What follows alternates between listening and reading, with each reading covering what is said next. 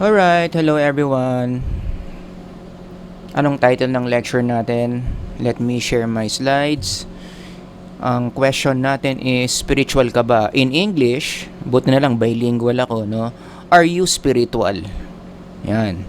Actually, this lecture is based on an article that I've read from Psychology Today. Although, hindi ito yung ila-lecture ko ngayon, but the main idea behind this article. So if you want to read more about this article, you can just go to this to the address of this article and read, where basically ang pinaka-pinag-usapan lang dito is ano bang ibig sabihin ng pagiging spiritual. Hence the title, spirituality. Kasi do you agree when we talk about a person's spiritual life, this is a very elusive, vague, or very unclear aspect of ourselves. When somebody asks you, kamusta spiritual life mo? What are you going to refer to? Parang malabo, di ba? Compared to other aspects of ourselves, malinaw eh. Pag may nagtanong sa'yo, kamusta love life mo, you know, you will be talking about a special someone, a significant other. Sinagot ka na ba nung nililigawan mo? Kayo pa rin ba ng girlfriend mo? Or kamusta kayong mag-asawa? Di ba? Ganun yan eh. Pag sinabi mong love life, it's about another person that you love so much. Or kapag tinanong ka, kamusta financial life mo, you know that you're gonna be talking about your wallet. Magkano laman ng wallet mo? Magkano ang sweldo mo? Magkano ang savings mo? Magkano pa yung babayaran mo sa credit card? We talk about money in financial life. But again, when we go back to spiritual life, ano yan? Again, may nagtanong sa'yo, kamusta spiritual life mo? Ano yung i-describe mo sa kanya? So to answer that question, the first thing you have to know about the spiritual life is you are going to refer to your spirit. Ano ang kondisyon ng spirit mo? And when we say spirit, ito yon. Iba yan sa katawan. Katawan mo yung nahahawakan mo, but there is an aspect of you that is not physical, which is your spirit, also known as, maraming pangalan yan in the history of psychology, consciousness, mind, soul, spirit, all those words refer to the non-physical aspect of yourself. So when somebody asks you, kamusta spiritual life mo? Ito yung i-describe mo. Kamusta itong spiritual self mo na yan? Which is again, not your body. Okay? So to further understand, what does it mean when you say spiritual life? Ang pinakamagandang gawin dyan is to look at the research. How researchers define spirituality. Ano ba yung iba't ibang mga indicators that will tell you that someone is really spiritual? And we go to the hardcore research being done in the psychology of religion and spirituality. Marami mga authors have already attempted to answer that question, what does it mean to be spiritual? According to one hardcore researcher, talagang ito, I look up to this person, si Kenneth Pargament. Sabi niya, spirituality is the search for the sacred. Hinahanap mo yung sacred. Anong kabaliktaran ng sacred? Worldly. Sacred means things that are out of this world. Not in our worldly realm or material realm, such as what? God, heaven, hell, angels, glory of God, forgiveness of God, salvation. Mga spiritual realm words yun eh. Yung world realm naman includes things like kotse, bahay, kondo, pera, trabaho, tax, impeachment, yan. Those are worldly things. So if you are a person who always search for the sacred, the non-worldly things, most likely you are a spiritual person. So with that, I want to ask you a question. What are you running after in your life? Or siguro, mas simpleng tanungin na lang, anong priority mo sa buhay? Pinaprioritize mo ba yung mga bagay na makamundo? Pera mo, sweldo mo, trabaho mo, anong bibilin mo, saan ka kakain? Or are you prioritizing things that are spiritual? Are you prioritizing God, God's kingdom, God's mission, forgiveness, being Christ-like? That will determine if you are a spiritual person. Another example of a definition, this time by isa na namang model ko to, si Harold Koenig, very big name. Spirituality has something to do with asking questions about life. Or in a more philosophical terms, ang tawag nila dyan, existential questions. So kung mahilig ka magtanong ng mga existential questions tulad ng, totoo bang may Diyos? Ano bang mission ko sa buhay? Bakit ba ako nandito sa buhay? Saan ba ako mapupunta after I die? How can I meet God? How can I be more closer to God? Mga existential questions yon. On the other hand, kapag worldly questions, paano? Saan ka kakain mamaya? Anong bibilin mo bukas? Darating na ba mamaya yung in-order mo sa Shopee? Those are worldly questions. So with that, let me ask you another question. What are your immediate questions right now? For sure, marami sa atin may mga tanong sa buhay, no? But kung halimbawa, meron kang pwedeng masagot yung tanong mo, whatever that is in life, what would be your 3 most immediate questions that you want to answer?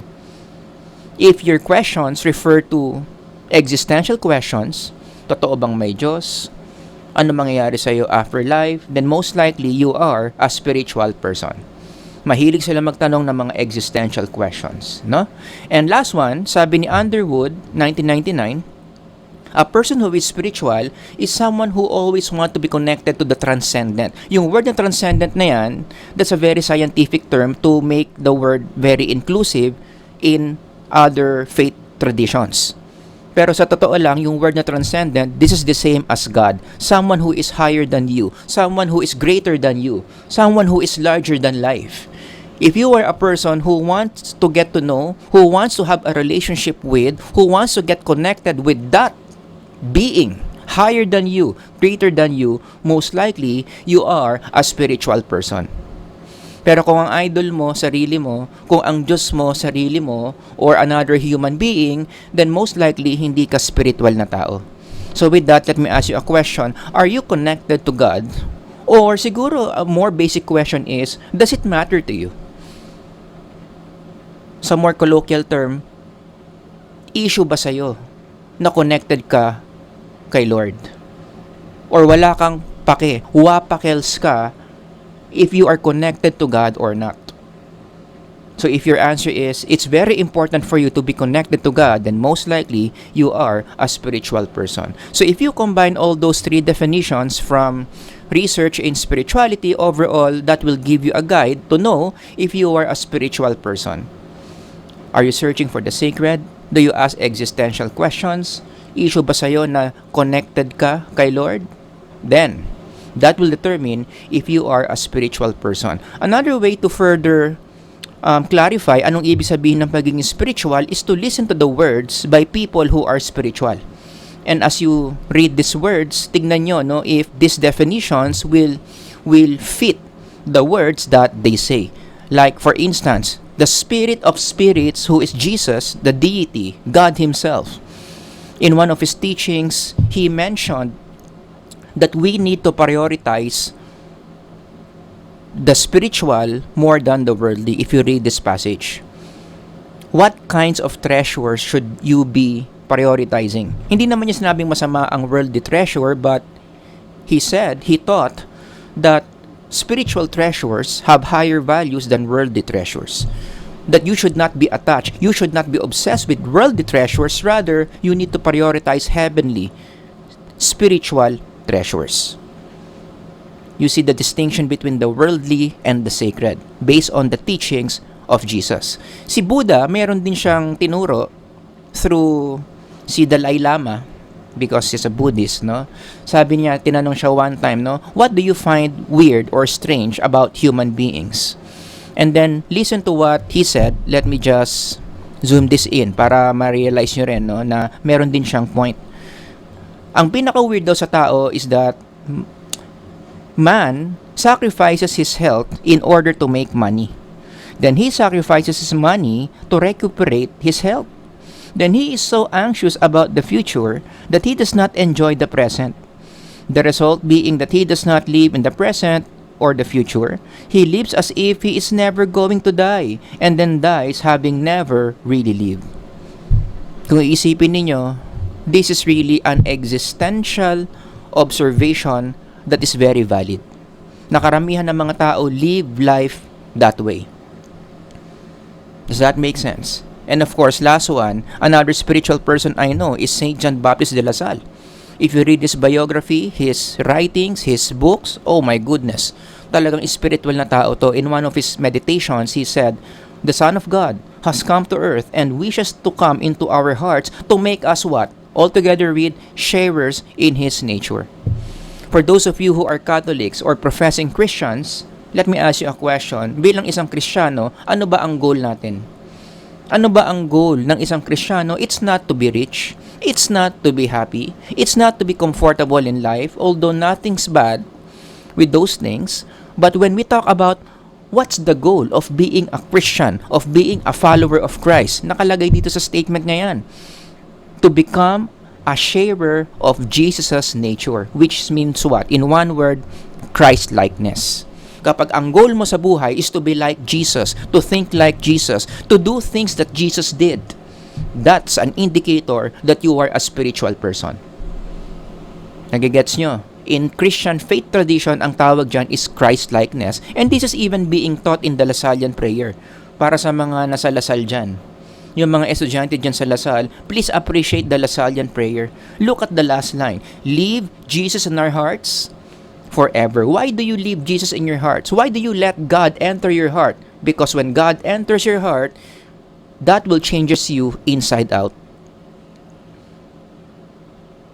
Ano yung nasa heart natin? The way we think, what we feel, what we do. So when you say, leave Jesus in our hearts, it's like saying, Lord Jesus, transform the way I think, transform the feelings I have, transform the actions that I do, and base it on yours.